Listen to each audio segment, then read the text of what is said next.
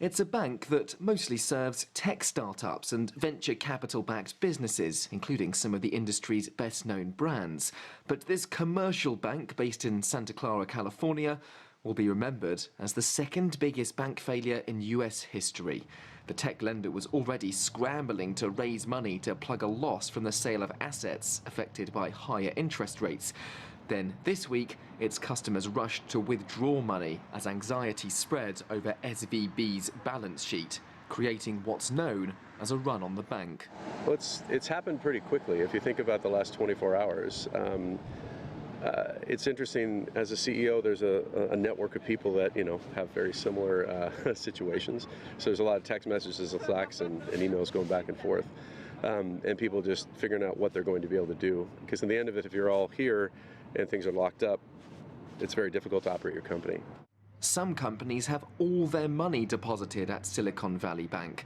For now, they can't access it. It's a desperate situation for many firms. A bank is supposed to be one of the most secure places that you can work with, right? This is not some big bet. We are not putting all of our company finances in crypto.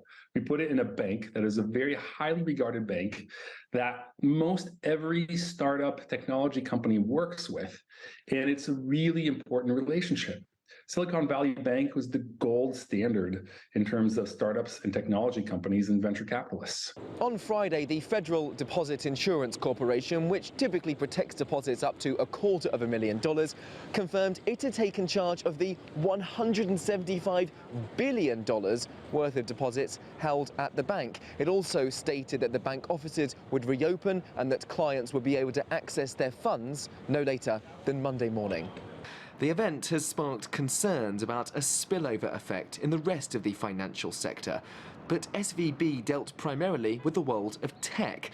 There's little systemic risk, the government says, for the wider banking industry. Our banking system is in a fundamentally different place than it was, a decade ago, and that the reforms that were put into place back then really provide the kind of resilience that we'd like to see. So we have every faith in our regulators. Yet whilst this collapse is sector-specific, it has raised concerns over rapid increases in interest rates hitting bond markets. Central banks around the world, including the US Federal Reserve, have sharply hiked borrowing costs over the last year as they try to curb inflation. As rates go up, the value of bonds fall. Banks selling those bonds are left with a shortfall, and that's exactly what happened here, ultimately leaving customers in dire straits. Benji Hire, CGTN.